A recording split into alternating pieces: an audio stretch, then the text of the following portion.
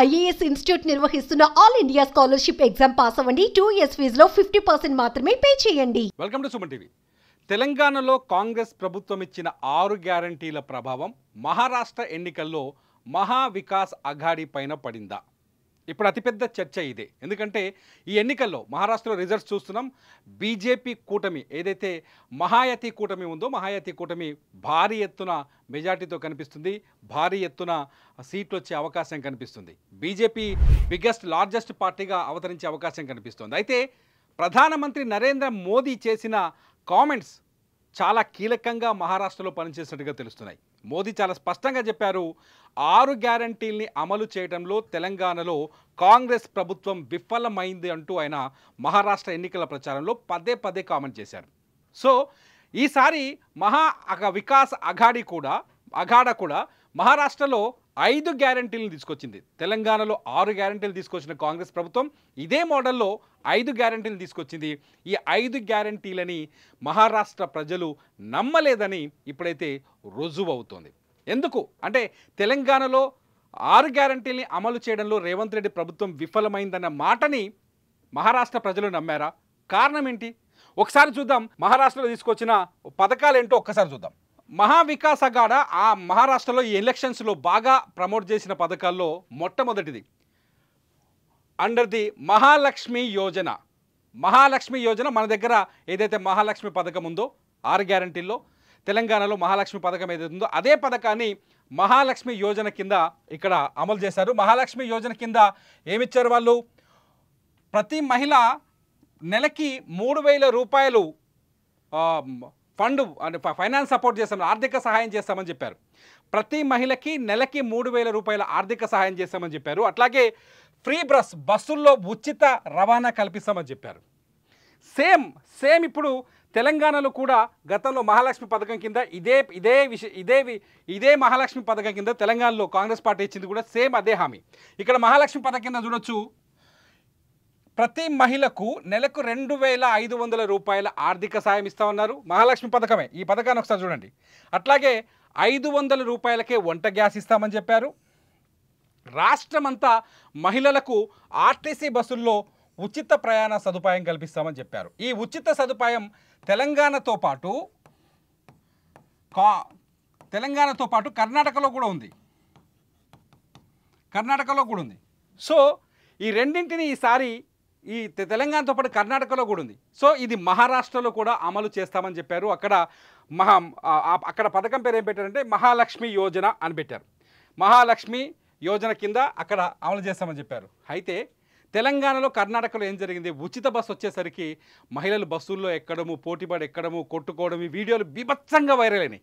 ఒక దశకు వచ్చేసరికి నెగటివ్ ఇంపాక్ట్ వచ్చింది. మీరు ఒకసారి ఆలోచించండి. తెలంగాణలో కావచ్చు, కర్ణాటకలో కావచ్చు, ఒకసారి ఆలోచిస్తే ఎక్కువ మంది ప్రజలు ఉచిత బస్సు పథకాన్ని వ్యతిరేకిస్తున్నారు. మహారాష్ట్రలో కూడా దీని ప్రభావం కనిపించింది అనేది ఇక్కడ ఇప్పుడు రాజకీయంగా చర్చనీయాంశమైంది. అంతేకాదు ఏదైతే ఈ మహాలక్ష్మి యోజన కింద 3,000 రూపాయలు ఇస్తామని చెప్పారు కదా, ఇది తెలంగాణలో ఇప్పటి వరకు అమలు కాలేదు. ఇప్పటి వరకు తెలంగాణలో అమలు చేయలేదు. రేవంత్ రెడ్డి ప్రభుత్వం ఇప్పటివరకు మహిళలకి 2,500 రూపాయల ఆర్థిక సాయం అందిస్తాం ప్రతి నెల అనే మాట పైన స్పందించలేదు, మాట్లాడలేదు, ఆ పథకం గురించి చర్చించలేదు, ఆ పథకం పైన ఇంతవరకు డిస్కషన్ లేదు. ఈ ఎఫెక్ట్ ఖచ్చితంగా మహారాష్ట్ర ఎన్నికల్లో చూపించిందనేది ఇప్పుడు రాజకీయంగా తీవ్రమైన చర్చనీయాంశమైంది. ఇకపోతే రెండోది వచ్చేసి farmers will get loans up to 3 lakhs and incentive of 50,000 for repaying of the loan. ఎవరైతే రైతులు, మహారాష్ట్రలో మహిళల తర్వాత అత్యంత ప్రభావం చూపించింది ఈసారి ఎన్నికల్లో రైతులకి ఎవరైతే 3 లక్షల రూపాయల లోన్ తీసుకొని రీపేమెంట్ చేస్తారో వాళ్ళకి 50,000 రూపాయల సబ్సిడీ ఇస్తామని చెప్పారు. 50,000 రూపాయలు రద్దు చేస్తామని చెప్పారు. తెలంగాణలో అదే రుణమాఫీ అటుపోతే ఇంకొక రకంగా కనిపించింది. అక్కడ 3 లక్షలు ఎవరైనా అప్పు తీసుకున్నారనుకోండి, బ్యాంక్ లోన్ తీసుకున్నారనుకోండి, వాళ్ళకి 50,000 తగ్గిస్తామని చెప్పారు. తెలంగాణలో ఏం చేశారు? రైతు రుణమాఫీ చేశారు. ఈ యాంగిల్లో ఒకసారి చూడండి. మీకు తెలంగాణలో రైతు దగ్గరికి వచ్చేసరికి ఇక్కడ రైతు భరోసా కింద రుణమాఫీ పథకాన్ని తీసుకొచ్చారు. ఏటా కౌలు రైతులకు ఎకరానికి 15,000 రూపాయల పెట్టుబడి సాయం అందిస్తాం. అట్లాగే ఏటా వ్యవసాయ కూలీలకు 12,000 రూపాయల ఆర్థిక సాయం అందిస్తాం. వరి పంటకు అదనంగా 500 రూపాయల బోనస్ ఇస్తామని చెప్పారు. అట్లాగే రుణమాఫీ చేస్తామని చెప్పారు. తెలంగాణ ప్రభుత్వం ఇక్కడ రుణమాఫీ ప్రక్రియను చేపట్టింది. 18,000 కోట్ల రూపాయలు రుణమాఫీ కింద ఇచ్చింది. ఇంకా 13,000 కోట్ల రూపాయలు రుణమాఫీ బాకీ ఉంది. ఈ ప్రభావం మహారాష్ట్ర రైతులు ఆలోచించి ఉంటారనేది రాజకీయంగా ఇప్పుడు జరుగుతున్న చర్చ. అంతేకాదు తెలంగాణలో ఏం చెప్పింది, ఎకరానికి 15,000 రూపాయల పెట్టుబడి సాయం అందిస్తామని చెప్పింది. గతంలో కేసీఆర్ గవర్నమెంట్ రైతు బంధు అనే పథకాన్ని తీసుకొచ్చింది. ఎకరానికి 10,000 రూపాయలు, సంవత్సరానికి 10,000 రూపాయల ఆర్థిక సాయాన్ని అందించింది. దాన్ని 5,000 పెంచుతూ పంటకు 7,500 చొప్పున ఎకరానికి 15,000 ఇస్తామని రేవంత్ రెడ్డి గవర్నమెంట్ చెప్పింది, కాంగ్రెస్ గవర్నమెంట్. కానీ ఇంతవరకు రైతు భరోసా అమలు కాలేదు. అట్ ది సేమ్ టైం వరి పంటకు అదనంగా 500 రూపాయల బోనస్ ప్రకటిస్తామని చెప్పారు. కానీ ఈ పంటకి రేవంత్ రెడ్డి సర్కార్ సన్నాలకు మాత్రమే, సన్న వడ్లకు, సన్న బియ్యం ఇచ్చే వడ్లకు మాత్రమే 5,000 రూపాయల బోనస్ ఇచ్చారు. అందులో కొన్ని రకాలు ఉన్నాయి, కొన్ని రకాలకి లేవు.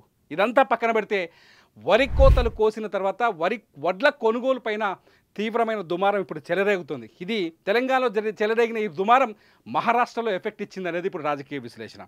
తెలంగాణలో ఇంతవరకు రైతుల దగ్గర ఏదైతే FCI ద్వారానో లేకపోతే వివిధ మార్గాల ద్వారా ప్రభుత్వం వడ్లు కొనుగోలు చేస్తుందో ఒక్క 45 కిలోల బస్తాకి 3 కిలోల తరుగు కొడుతున్నారు మిల్లర్లు చాలా బలవంతంగా వేధిస్తున్నారు. ఈ విషయం మహారాష్ట్రలో చర్చనీయాంశమైంది అనేది రాజకీయంగా జరుగుతున్న చర్చ, నా మాట కాదు. ఇకపోతే ఇంకో పథకం మహారాష్ట్రలో మహా వికాస్ అఖాడా తీసుకొచ్చిన ఇంకో పథకం ఏంటంటే caste based census will be conducted in which an attempt will be made to remove the 50% of reservation limit. 50% reservation అందించడం కోసం కుల గణన చేపడతాం. ఖచ్చితంగా రాహుల్ గాంధీ మాట్లాడారు, రేవంత్ రెడ్డి హైదరాబాద్ నుంచి మహారాష్ట్ర ఎన్నికలు వెళ్ళి మాట్లాడారు, కుల గణన చేపడతామని చెప్పారు. తెలంగాణలో కుల గణన ఇంకా కొనసాగుతోంది. మహారాష్ట్రలో ఆ హామీ ఇచ్చారు, దీన్ని వ్యతిరేకించింది. ఆ హామీ పెద్దగా వర్కౌట్ అయినట్టు కనిపించట్లేదు. ఇంకోటి వచ్చేసి health insurance up to 25 lakhs and free medicines. ప్రతి వ్యక్తికి 25 లక్షల రూపాయల వరకు ఆరోగ్య భద్రత కల్పిస్తామని, ఇన్సూరెన్స్ సదుపాయాన్ని కల్పిస్తామని చెప్పారు. కానీ వర్కౌట్ కానట్టుగా తెలుస్తోంది. Financial assistant up to 4,000 per month for the unemployed young people. నిరుద్యోగులకి 4,000 రూపాయల భృతి కల్పిస్తామని చెప్పారు. నిరుద్యోగ భృతి. ఈ నిరుద్యోగ భృతి అనేది పెద్ద బోగస్లకు కనపడుతుంది ఎప్పుడు చూసినా. ఎందుకు బోగస్ అంటే ఏ ప్రభుత్వం, ఆంధ్రప్రదేశ్, తెలంగాణ, మహారాష్ట్ర, కర్ణాటకను ఏదైనా తీసుకో, నిరుద్యోగ భృతి మీద అన్ని ప్రభుత్వాలు యువతని మోసం చేస్తూనే వస్తున్నాయి. ఇది కాదని చెప్పడానికి లేనేలేదు. తెలంగాణలో కాంగ్రెస్ ప్రభుత్వం నిరుద్యోగ భృతిపైన ఎటువంటి స్పష్టత ఇవ్వలేదు, దాన్ని పెద్దగా ప్రచారం చేయలేదు. కాకపోతే యువ వికాసం అని ఒక పథకాన్ని తీసుకొచ్చింది. ఈ పాయింట్ని మళ్ళీ అక్కడ చెప్పారు. యువ వికాసం కింద విద్యా భరోసా కార్డు కింద విద్యార్థులకు 5 లక్షల పరిమితితో వడ్డీ రహిత ఆర్థిక సహాయం అందజేసి కాలేజ్ ఫీజులు, కోచింగ్ ఫీజులు, విదేశీ చదువుల ఫీజులు, విదేశీ ప్రయాణ ఖర్చులు, ట్యూషన్ ఫీజులు, పుస్తకాలు, స్టడీ మెటీరియల్స్ కొనుగోలు చేసి హాస్టల్ ఫీజులు, ల్యాప్టాప్లు, పరీక్ష ఫీజులు, పరిశోధన పరికరాలు, స్కిల్ డెవలప్మెంట్ కోర్సులు, ఇతర విద్యా సంబంధిత చెల్లింపులు చేసుకునేందుకు అప్పిస్తామని చెప్పారు, 5 లక్షలు వడ్డీ లేకుండా. ఇకపోతే ప్రతి మండలంలో తెలంగాణ ఇంటర్నేషనల్ స్కూళ్ళను ఏర్పాటు చేస్తామని చెప్పారు.